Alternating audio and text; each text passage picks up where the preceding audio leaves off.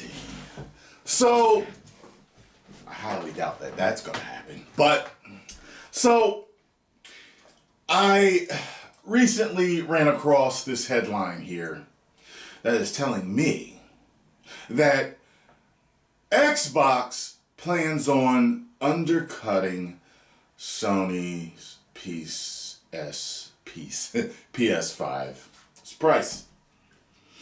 So, first of all, before we get into this article, do I think that this will happen?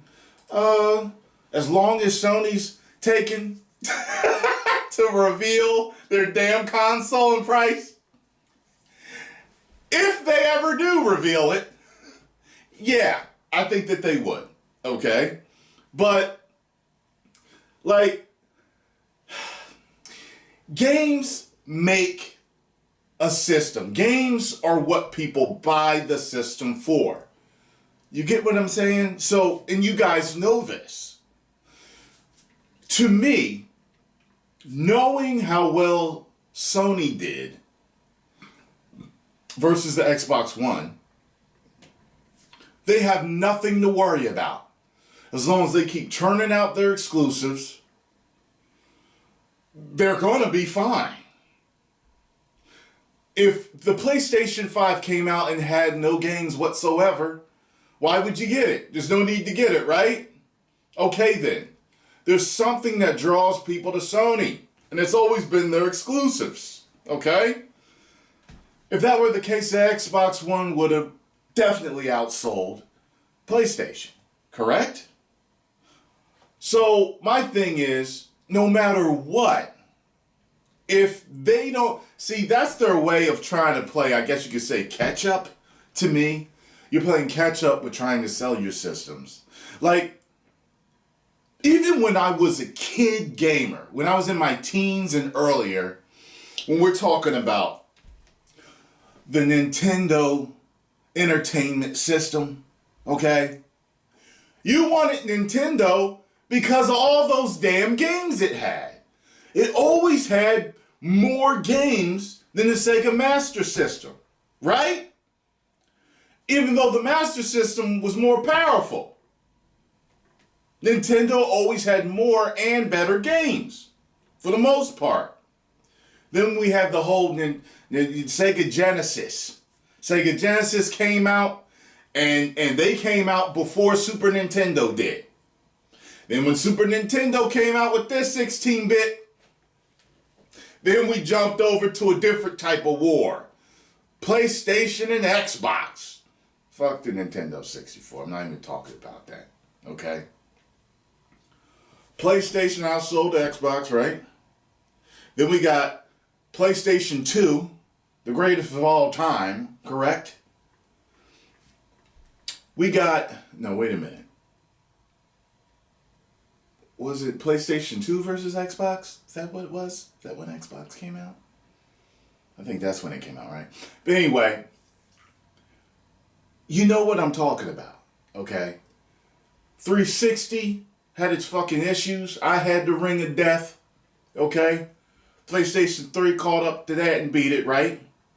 Then we got PS4. Like, they're trying to play catch up. They're trying to get some type of edge on Sony. Because, like, man, listen. The only reason why I'm getting the Xbox Series X along with the PlayStation 5 is because, first and foremost, I'm really gaming a lot now. And I want to be able to play any game that I want to play. And I know that Microsoft is fighting hard for exclusives now. But I still don't think they're going to have as many exclusives as PS5. I've been a PlayStation guy since PlayStation came out. You guys know the story. The fucking dumbass Nintendo 64 did not go CD-ROM, which I thought was the dumbest decision of all time. And I was just like, fuck it. PlayStation. And then I was PlayStation for life. It was always my favorite, even though I did love the Xbox 360. I did until it died on me. Okay? I'm a PlayStation guy. I'm not a PlayStation fanboy because I understand when Sony doesn't do something right. Okay? If I was a PlayStation fanboy, I'd be getting The Last of Us Part 2. But I'm not. Okay? So, we ain't even got into this, right? I'm just ranting right now. Okay? So, when I see that Xbox is going to have Hellblade 2, I'm getting that. I'm getting that. I want to play it. You guys are going to want to see me play it. I want to be able to enjoy any game that I want to play. Okay? Regardless of what platform it comes on. Okay? Now, I'm not a PC guy. I probably never will be a PC guy. Just, I love plug and play. Consoles are a lot easier to deal with as far as I'm concerned. Okay? Yes, I know PCs look better. I get it. But I'm not a total graphics whore. I'm only a little graphics whore on the weekends. You know what I mean? So here's the thing. This is what they say. We're at the dawn of a new console generation, and both Sony and Microsoft are hoping to come out of the gate with strong sales. However, numerous reports claim that Sony is having trouble keeping the PlayStation 5's price down. And now some industry veterans think they figured out Microsoft's strategy. The company may just be waiting for Sony to announce a price so it can undercut the PS5 by a noteworthy amount. Wedbush Securities analyst Michael Patcher and former EA and Microsoft executive Peter Moore appeared on a podcast recently to talk about the game industry. The pair talked about console launch strategy, while particular emphasis on how much the hardware will cost. Neither Microsoft nor Sony have talked about pricing, but numerous reports claim that Sony's cost to manufacture the PS5 is much higher than the previous consoles. Both Xbox Series X and PlayStation 5 will rely on an 8-core 16-thread AMD processor and an RDNA 2 GPU.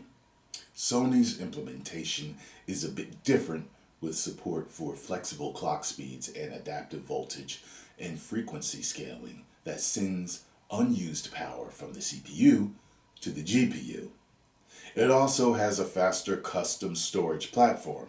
Sony is reportedly looking at around $470 to manufacture each console, so much that it has allegedly opted to scale back the number of units it plans to manufacture at launch. It's not unusual for companies to make little to no money on game console hardware when new generations launch.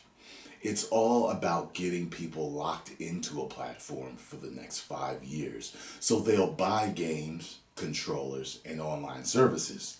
Patcher noted that Sony looks to be targeting $500 for the launch price, but Microsoft has more cash on hand than Sony. It could afford to lose money on the first 10 million units. So Microsoft might be ready with a price, but it's waiting on Sony to announce that $500 price tag.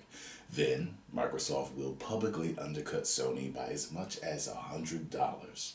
And a $400 price tag would make the Xbox Series X a much more attractive purchase this holiday.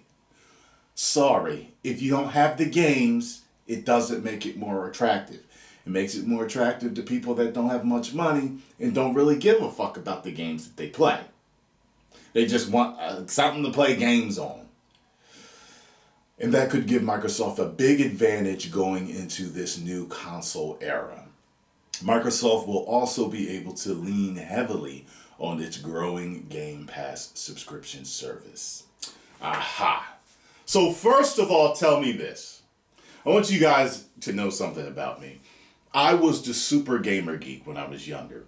I collected Electronic Gaming Monthly and a couple other magazines. I was on a subscription with Electronic Gaming Monthly. I read everything I could get my hands on about new systems, pricing, games, all that stuff. I fell off in between the release of GameCube and the PlayStation 4 Arkham Knight bundle. That's when I started gaming again. So there's a lot that I don't know about the gaming industry. When the fuck and why are gaming systems always pretty much sold at a loss? Why? That's what I want to know. Like computers, laptops, this is a gaming laptop. Laptops are manufactured in bulk, right? I hear all this about, well, they get good prices on the parts in bulk when you're making, these game systems. Now, I assume, game systems are sold more than laptops are. Maybe. I guess. I mean, you think about how many people are really, like, I guess the same laptop isn't sold. You know what I mean? Like, when you sell a game system, it's the same model. It's the same thing in everyone's house across the world, pretty much. You know what I mean? So I can get how they can get cheaper prices, but what I don't get is that when people are saying that they have hardware in them that certain $1,000, $1,500, $2,000 laptops have. So if they have stuff like that in them, why aren't they? What made gaming companies start to manufacture at a loss? Is it that, because when you set people's expectations at something, then you're usually good to go. Like, our smartphones cost more than our game systems. You know what I mean? Like, you're willing to pay more for a phone that plays these rinky-dink games on them. And some of them are good. But you see where I'm going? Like, you're willing to pay more for a fucking phone than you are for a gaming system. That these days, they're full entertainment systems and they play the best games. Like, I don't get... See what I'm saying? Like, how come they can charge that much for a smartphone or a laptop, but you can't charge that much for a game system? At some point, game companies set that price and it's burned into people's heads and they can't get past that. I want to know why they started selling systems at a loss in the first place. I want to know the history of gaming platform pricing so I can understand why we're at this point today with these systems and their pricing. But I really don't give a damn, because for me, it's all about the games. How many of you care about the price if they're not going to have the games that you want? I'm not talking to you guys who don't give a fuck and just you're waiting for the cross-platform games. I'm talking about the people who really do care about the exclusives. The stuffs you can only play. Did I say the stuffs? The stuff you can only play on Sony or Microsoft system. It ain't both. Does the price really matter to you? I would say it doesn't. Think about that for a second. What if The Last of Us was wasn't a Sony game? Like, if it was cross-platform, no one would care. It's like, all right, well, I'll just go with the company that I like the most, maybe. Or you go with the cheap. If everything was cross-platform, you go with the cheapest. That's the reason why the games matter. Anyway, I'm done rambling. Post comments down below. Let me know what you all think. If you enjoyed my take and discussion in this video, hit the like button, subscribe, and share. 10 million subscribers. Woo!